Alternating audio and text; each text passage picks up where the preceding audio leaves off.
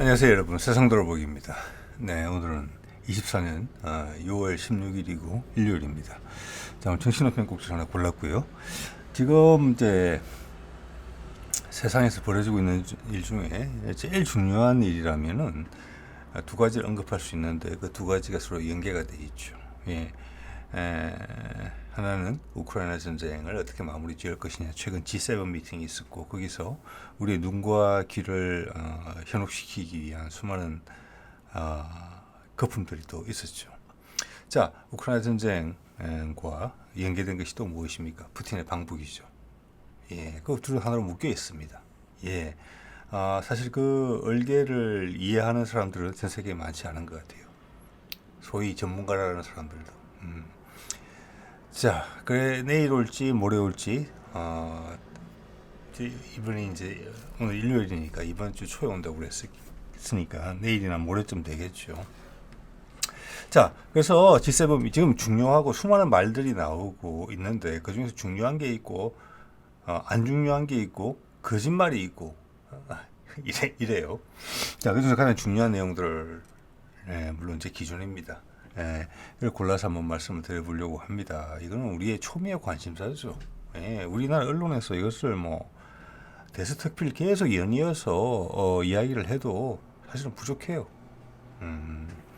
자, 여러분과 저라도 이걸 알고 가셔야 되지 않겠나 싶습니다. 예.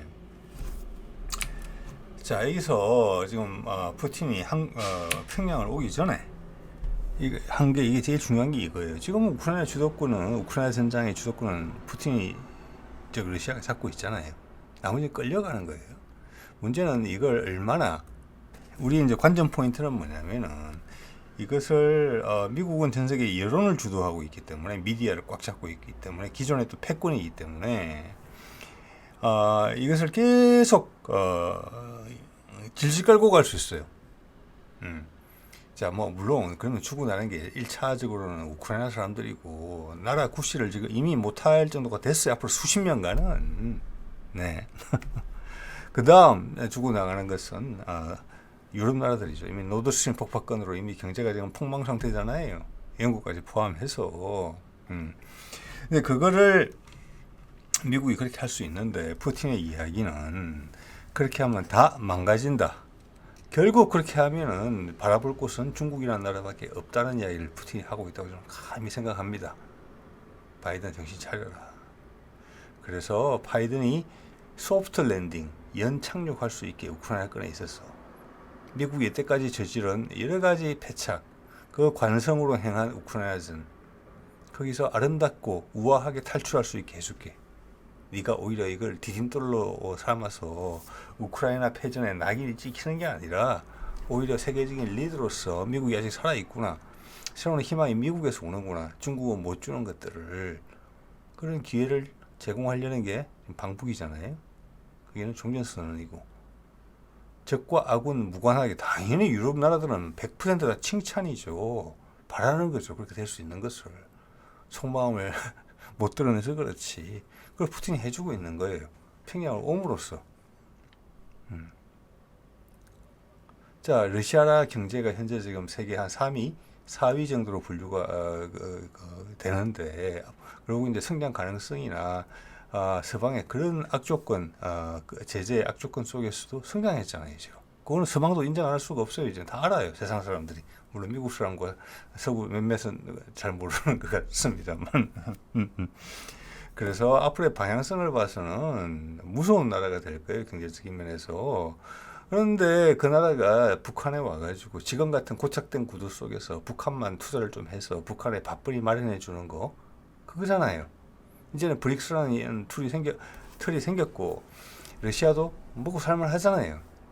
그래서 여태 미국의 끝에 서서 강력하게 저항해 왔던, 한때는 러시아가 구소련이 붕괴됨으로써 전혀 돌봐주지 못했던 끈 떨어진 나라가 됐던, 그러자 악착같이 300만 명이 굶어 죽어가면서까지 버텨낸 나라, 중국까지 버렸던 나라인데, 그걸 그냥 도와주는 마음으로 십시일반 동냥하듯이, 그래, 너희는 좋은 인력을 가지고 있고 물가가 싸니까 밥벌이를 해.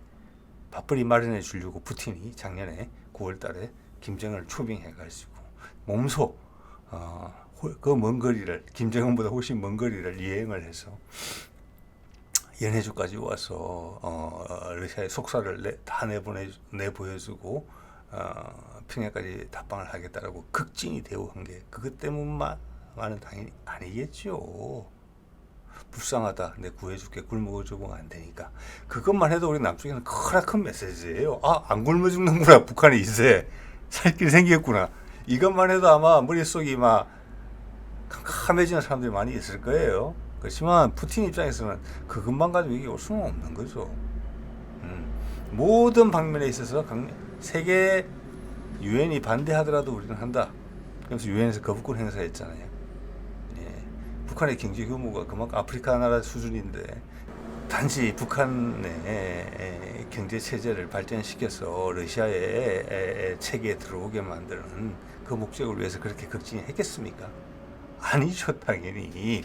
그 뒤에는 미국과의 지렛대로 삼을 수 있는 한반도 북한이 있는 것이고 그것은 남북한 소통이고 남북한 소통이 되면 러시아에 엄청난 이득이 생기는 거죠. 미국으로서는 중국을 견제할 수 있고 중국의 방어막을 쌓을 수 있고 그럼 도미노처럼 몽골, 신장 위구르, 티벳, 남쪽으로는 대만, 필리핀, 베트남, 북한 왔다 베트남 갑니다. 네. 그 그림의 핵심 중심에 있는 게 여기예요. 단지 방위적인 부분이 아니죠. 여기가 소통이 되면은 러시아가 해양 세력을 쫓아내고 유럽 세력끼리 해먹겠다는 게 아니다. 지금 전체 시장이 커져야 되는 거 아니냐. 세계 경제가 다 어려우니까. 그게 그 길이다. 유라시아 대륙 활성화되는 반면에 그것과 끈은 바다와 해양 세력과 연결되는 끈이 어디냐. 꼭지점이 한반도다. 근데 한반도가 남부로 갈려져 있다. 거기에 너희 지분을 가지고 들어와라. 그쪽으로. 그리고 플러스 대중국 포위망. 그걸 잡아라. 당연히 중국은 한반도 비핵화와 한반도 소통에 대해서는 할 말이 없다. 그 명분에 대해서는 그게 미국이 주도권을 쥐고 한다 하는데 할 말이 없다. 그리고 공정한 기회를 줄 것이다. 비즈니스 관계잖아요. 앞으로는 누구한테 줄 서는 게 아니잖아요. 예. 그렇지만 러시아의 행보를 봤을 때 러시아의 동북아의 자원이 해양 세력과 연결되는 가장 안전한 루트로서 삼은 것은 러시아는 세 개의 선택지가 있어요. 중국, 많은 사람들이 거기로 갈 것이라고 생각하죠. 그 다음 한국, 그 다음 일본이 있어요. 일본은 섬나라고 지진이 많죠. 해일도 많고. 자, 여태까지 러시아가 지난 10수년간, 20년간 보여준 행보를 보자면 한반도를 가장 좋은 루트라고 생각한다는 거예요. 향후 러시아의 미래에 있어서. 예. 지금 오늘도 나오겠습니다만 러시아가 전 세계에 러시아의 중앙은행이 전 세계에 흩어져 놓은 자산들이 지금 우리 돈으로 하면은 잠깐만요. 300조 원이 넘습니다. 그게 대부분이 동결당했잖아요. 예. 자, 그래서 파이프라인, 가스 파이프라인, 그다음 수송로, 철도망, 도로망, 항구 이런 걸 생각할 때 100년 대계를 보고 하는 거잖아요. 거기서 한국을 선택했다는 거예요. 한반도를. 남북이 갈라져 있는데 그게 제일 낫다. 제일 신뢰할 만하다. 자, 그런 중차대한 시점에서 이 중차대한 평양 방문을 앞두고 푸틴이 한 말이 제가 봐서는 제일 중요한 이야기인 것 같습니다. 우크라이나 전과 관련해서. 그리고 마땅히 어떻게 보면 반드시 해야 됐을 일인 것 같아요. 자, 미국이 그 카드를 받을지 안 받을지는 마지막 순간까지 모를 수도 있어요. 이미 결정됐을 수도 있고. 자, 푸틴이 던진 것은 이겁니다. 우크라이나 종전 협상을 시작하기 위해서 조건이 있다. 협상을 시작하는 조건이에요. 지금 딱 좋은 타이밍이죠. 이렇게 해주면 돼. 말 던져놓고 잊어버리고 평양 가서 일을 하면 되는 겁니다. 그 내용이 뭐냐? 러시아가 병합한 4개 주 있죠. 인종적으로 문화적으로 러시아 쪽이죠. 거기가 선거로 보면 드니프르강 쪽에 동안인데 저쪽 서안하고 이제 우크라이나 전체 면적이 4분의 1 정도 돼요. 러시아를 수로 쓰는 데입니다. 이거 반군이 활동했었고 내전이 있었던 곳이죠. 이걸 병합한 것인데 거기가 사실은 공업지역이에요. 우크라이나에. 정통 우크라이나 쪽은 선거에서 판이하게 나눕니다. 우리 뭐 경상도 전라도 그런 분위기보다 더 심해요. 거기는. 예. 자, 그렇기 때문에 우크라이나가 이 네 개의 주를 뺏기게 되면은 지금 빚을 엄청나게 지고 있거든요. 또 사람들도 많이 상했고 죽었고 나라 구실을 제대로 하기 어려울 겁니다. 자, 그래서 그 이야기를 하고 갔어요. 그 네 개 주에서 우크라이나군을 철수시켜라. 자, 여기 피스 서밋이라고 그래가지고 뭐 우크라이나 쪽에서 이번에 G7 미팅과 관련해서 뭔가를 했어요. 전 세계 바람을 불러일으키려고. 근데 그거는 행사를 위한 행사에 그쳤어요. 예전에 제가 한번 다룬 바가 있습니다. 한 작년인가 피스 서밋을 할 때는 중국하고 사우디까지 왔었어요. 이번에는 핵심 세력들이 안 왔어요. 그래서 러시아 외교부 대변인이 이런 논평을 냈거든요. 크렘블린 대변인인 것 같습니다. 그게 시간 낭비인 걸 알았기 때문에 그 사람들이 안 오는 거다. 쇼하지 마라. 이 이야기입니다. 그래서 중요한 거는 푸틴의 이야기예요. 푸틴의 이야기. 우크라이나군 철수해야 되고 나토 가입을 포기한다고 이야기를 해라. 이거는 협상의 대상이 아니라는 거예요. 그러니까 이걸 먼저 해야지 추가 협상이 된다는 거예요. 이제 본격적인 협상이 된다는 겁니다. 자, 이것은 사실은 바이든한테 하는 이야기인 걸 여러분 다 아실 겁니다. 이제는 평양 가지고 뭐 종전 협상 여러 가지를 저울질할 텐데 우크라이나 전을 총수시키는 거랑 그걸 개시하는 거랑 연계가 되어 있잖아요. 우크라이나전을 총수시킬 때 이거는 마지노선이다 이렇게 이야기하는 거예요. 여기부터 시작이다. 이게 다일 수도 있어요. 아니면 러시아가 더 원할 수도 있어요. 제가 봤을 때는 이게 다일 수도 있다고 봅니다. 병합이잖아요. 그럼 러시아 땅이 된 거예요. 나토가 포기해라. 그러면 우크라이나는 지금도 유럽에서 가난한 나라 중에 하나예요. 빚을 엄청나게 지고 있어요. 젊은 사람들이 많이 죽었죠. 힘들 겁니다. 앞으로. 예. 그래서 이게 지금 상황에서는 핵심이에요. 예. 여기서 더 진군 안 한다. 더 땅을 더 따먹지 않겠다. 이런 이야기로 해석될 수도 있거든요. 지금. 왜? 제가 어제도 말씀드렸잖아요. 러시아의 장군들은 지금 예비병력이 30만이나 있고 우크라이나는 언제든지 목을 손에 아귀에 힘만 주면 금방 잡아낼 수 있는 상태예요. 군인들은 막 발이 구르죠. 와, 이걸 왜 안 가지? 금방 끝낼 수 있는데 엉망인데 지금 푸틴이 계속 말리는 거잖아요. 왜? 협상이니까. 이걸 해서 이 전쟁을 통해서 러시아는 유럽과 화해하고 가까운 유럽하고 친구가 문제 돼야 돼요. 어차피 미국은 저 태평양 건너에 있는 나라니까. 거기서 생채기를 너무 크게 내면 안 되기 때문에 하는 거예요. 협상을 하겠다는 거예요. 그 미국과는 종전선이 걸려 있잖아요. 여기서 너무 난폭하게 해가지고 세계 여론을 건드리게 되면은 정말 새로운 냉전이 되는 거예요. 지금의 푸틴의 태도는 새로운 냉전이 아닌 거예요. 실제도 아니에요. 그래서 협상이 되는 거예요. 그래서 이 협상 조건은 대단하다. 푸틴이 한반도에서 어떻게 받느냐에 따라서 이 정도에서 물러날 수 있어요. 네. 자, 그런 말씀드리고요. 또 하나는 이제 제가 제목에도 적었지만 대문 사진에서 미국이 극단적으로 간다 이런 부분이 있어요. 이건 두 가지예요. 미국이 절망적이 됐기 때문에 모든 수단을 강구한다 이렇게 해석될 수 있는 예시도 있는데 저는 그것까지는 아니라고 봅니다. 솔직히. 그럼 뭐에 더 상관이 있느냐? 그냥 큰 반전을 위해서 세계 여론을 그냥 휘저어 놓는 거예요. 이게 진상을 파악하지 못하게. 그래서 바이든이 아주 신박한 새로운 결정을 했을 때 지렛대 역할이 확실하게 되게 훨씬 더 돋보이게 세계 여론에서 그런 이벤트를 위한 준비 작업이라고 생각을 합니다. 그렇지 않으면은 이런 일을 저지를 수가 없어요. 미친 짓이거든요. 자, 볼게요.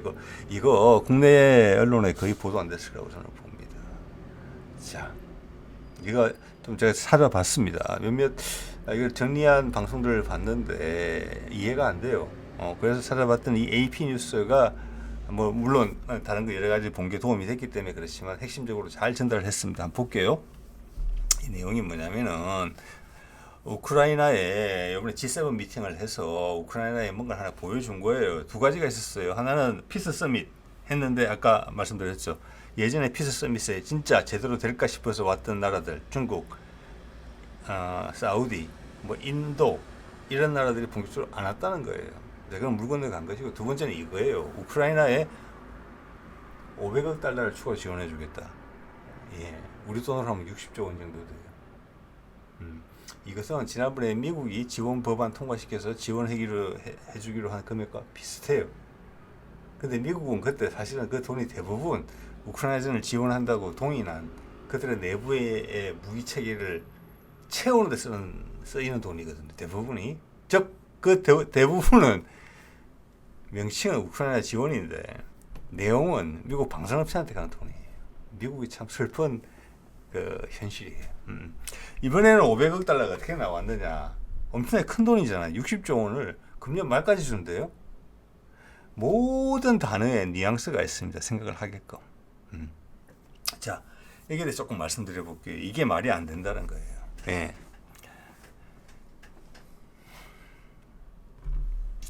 자, 다른 거 슬라이드 한 장 보고 어떻게 500억 달러를 빌려주게 되는지에 대해서 한번 말씀드려 보겠습니다. 이 500억 달러 정도 지원한다는 이야기는 사실 작년, 재작년부터 있었어요. 그때는 우크라이나 재건 비용이라고 그랬어요. 재건 비용. 그래서 윤석열이 우크라이나 날아가고 그랬죠. 거기서 하나 잡으려고. 그때는 재건 비용이었죠. 즉 그 말은 그때 우크라이나전이 끝날 수 있다는 기대가 있었다는 겁니다. 그 당시에.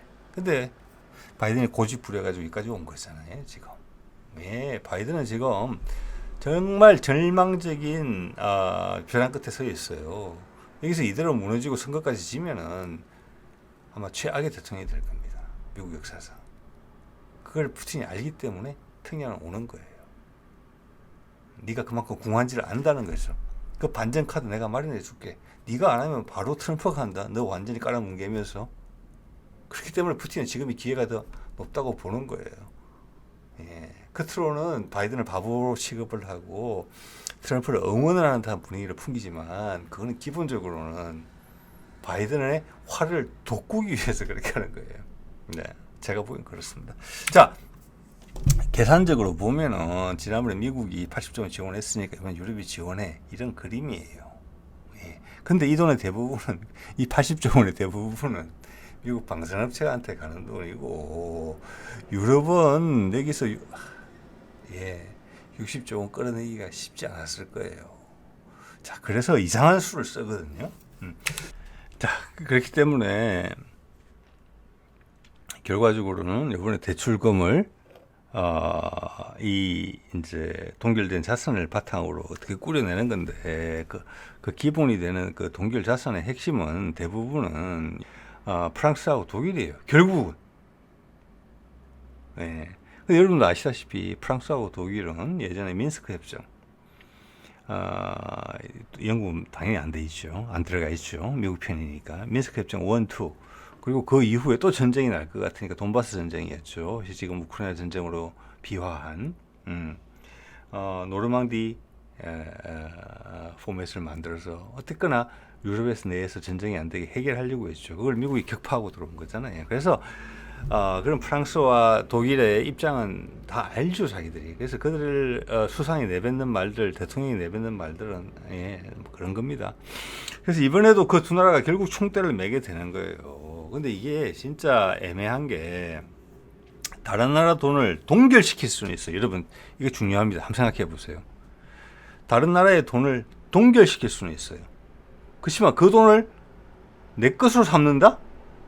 그거는 범죄에 가야지. 여러분의 상식으로도 범죄죠. 제가 내하고 마음에 안 들어. 나라 쟤랑 싸움하고 있어. 제가 우리나라에 가지고 있는 자산 그거 동결시키는 거야. 그 정도는 통해요. 그렇지만 그 돈을 내 걸로 만들어버리겠다? 그거는 법적으로, 국제법적으로도 우리 상식하고 똑같아요. 말이 안 되는 이야기예요. 그러면 전 세계 경제 질서가 무너져요. 오늘 러시아도 반응을 했지만 러시아의 서방의 자산은 없습니까? 거기 독일 자산 엄청나게 많이 했습니다. 독일 기업들이 가서 하는 게 많아요, 아주. 이게 똑같은 비율이에요. 그 비율로 맞춰져 있는 거예요. 그래서 간이 콩알만해져 있는 거예요. 이걸 발표를 하면서. 프랑스 자산 그만큼 들어가 있겠죠. 일본 자산 들어가 있겠죠. 그럼 내가 너희들하고 똑같이 할까? 알았어. 너희 거 다 동결시키고 처분해서 러시아 자산으로 바꿔버릴 거야. 이렇게 되면은 전 세계에서 경제라는 게 있겠습니까? 아니죠. 돈은 흘려야 되는 거잖아요. 그렇기 때문에 동결시키는 게 최선이에요. 그 다음부터 수많은 법적인 문제가 따르기 때문에 그건 불가능한 거예요. 1, 2년 고민했지만 안 되는 걸로 판가름 된 거잖아요. 모든 수단 방법 다 강구했었거든요. 러시아도 좀 그렇게 보복할 수 있어요. 1차적으로는 외환시장에서 달러하고 유로를 쫓아냈죠. 어차피 그 비중은 20% 이하라고 제가 말씀드렸어요. 제가. 네. 알았다. 너희들도 우리 자산 동결된 지는 오래됐어. 너희는 데미지가 너희한테 더 클 거야. 그리고 알았어. 요번에 가을에 카잔에서 러시아 제2의 도시 카잔에서 브릭스 미팅 할 때 달러를 대체할 수 있는 화폐 이런 거 본격적으로 밀어붙일 거야. 많은 나라들이 너희가 이런 식으로 하고 있기 때문에 미국을 못 믿는 것이다. 너희한테 돈을 안 맡길 것이다. 달러 자산을 안 가지고 있을 것이다. 그래서 미국이 이것은 선을 넘었다고 보는 겁니다. 여러분, 인도네시아나 중간 지역에 있는 나라들이 자기의 자산을 외국에 맡길 때 달러로 맡기고 싶겠습니까? 이러면 내 마음에 안 들면 확 그냥 거래를 중단시키는 게 아니고 내 돈을 확 뺏어가 버리는데 동결시키는 걸 넘어서 지금 요번에 한 선택은 동결시키는 것을 넘어서 그 가운데 절충안으로 한 거예요. 뺏을 수는 없으니까. 뭘 뺏었느냐? 이게 핵심입니다.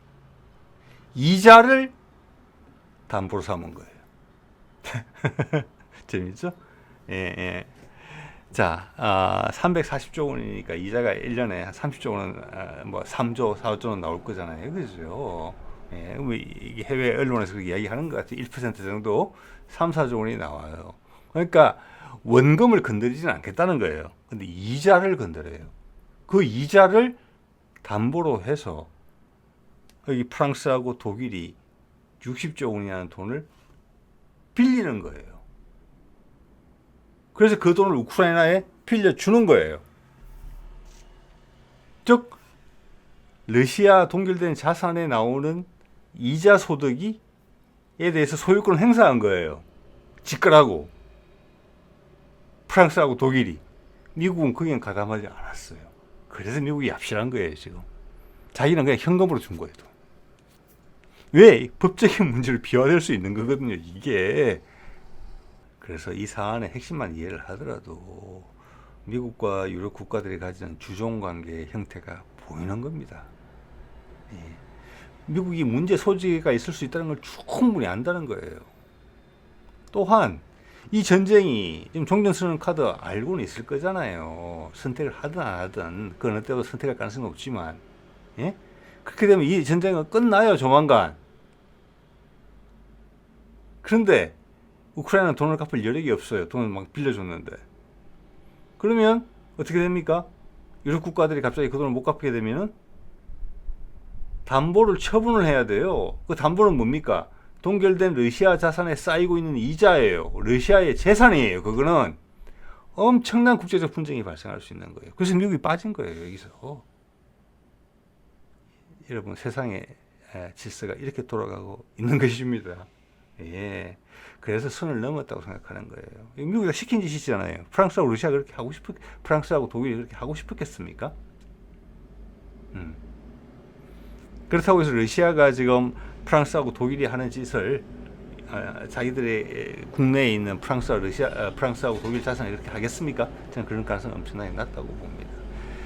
그럼 미국이 이걸 실제 실행하려고 하겠느냐? 저는 아니라고 본다는 겁니다. 그래서 거꾸로 정말 모순되게도 이번에 종전 쓰는 카드를 바이든이 잡을 가능성이 높다는 그런 반정의 하나라고 봐지는 거예요. 왜? 이게 이대로 실행되면 안 돼요. 엉망되는 거예요. 전 세계 나라들이 달러 자산을 다 처분해요. 왜? 못 믿으니까. 이렇게 희한한 짓까지 하는데 뺏을 수도 있겠다. 궁지에 몰리면. 이런 생각 다 할 거 아니겠습니까? 예. 그래서 이거는 실현이 되면 안 돼요. 이건 그냥 하이퍼예요. 거품을 만들어서 세상의 이론에 대해서 미국이 최선을 다하고 있다. 그러다가 반전 카드가 훨씬 더 빛나 보이게 하는 그 정도밖에, 밑밥 정도밖에 안 돼요. 그 밑밥용이에요. 지금 프랑스하고 독일은. 불쌍하죠. 네. 자, 이게 이제 러시아 동결자산 규모가 AP통신 그 기사입니다. 2,600억 달러, 약 340조 원. 그 이자가 1년에 예를 들어서 한 3조 원씩 생기는 거예요. 그걸 담보로 돈을 대출 받아가지고 쉽게 말하면 프랑스하고 독일이 우크라이나에 빌려준다. 근데 우크라이나 종전은 미국의 마음에 달려 있잖아요. 전쟁 지원 비용이잖아요. 근데 종전이 됐다. 종전이 되면은 우크라이나는 뭐 꾸준히 말씀드린 것처럼 그냥 망가지겠죠. 돈 못 갚아요. 떼이는 거예요. 그러면 프랑스하고 독일 정부가 은행에 빌린 60조 원을 갚아야 돼요. 그걸 못 갚겠다? 그러면 러시아의 그 이자를 압류해야 돼요. 물론 그걸 담보로 했다는 것 자체가 지금 말이 안 되는 거죠. 어쨌거나 그런 얼개로 되어 있다는 거 이제 여러분 이해는 하셨을 거라고 봅니다. 지금 제가 외국 뭐 사람들이 많이 보는 걸 몇 개 봤는데도 제대로 설명을 못 하고 있어요. 이 상황에 대해서. 그래서 일단 사실관계 그렇게 말씀드릴 수 있겠고요. 근데 또 하나 재밌는 게 이 돈이 언제까지 전달돼야 되나? 빨리 전달돼야 된다. 언제까지 그래? 2024년 말까지는 전달되도록 하겠다. 이걸 보고 제가 무슨 생각이 들었냐면 뭐가 떠올랐느냐면 스웨덴이 작년만 하더라도 그리펜 그들이 가진 최신 뭐 전투기를 제공하겠다 우크라이나에. 왜 나토에 신규 가입도 하고 그랬으니까. 그러다가 금년 들어서 말이 바뀌어서 F-16으로 말이 바뀌었어요. F-16 언제까지 지원해 줄래? 이번 가급적 빨리 준다. 금년 말까지.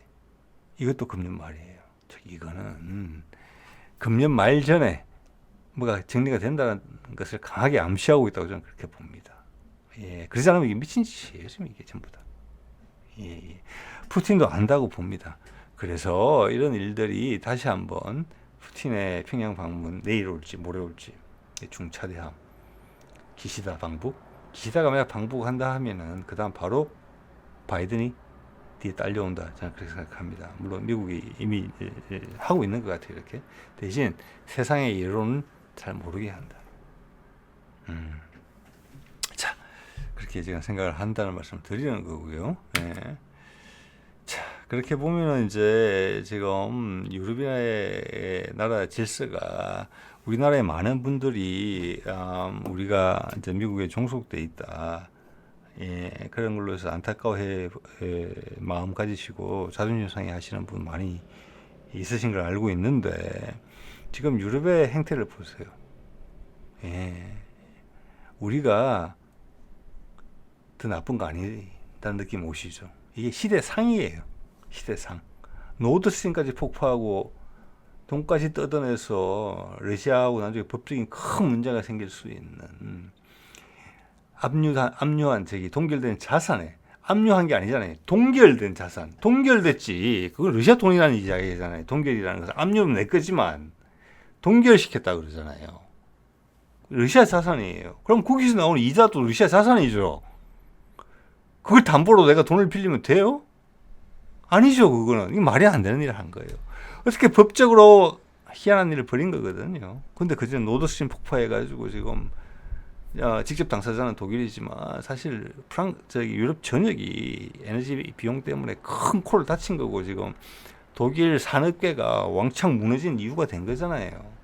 다 빨아먹고 죽는 거예요.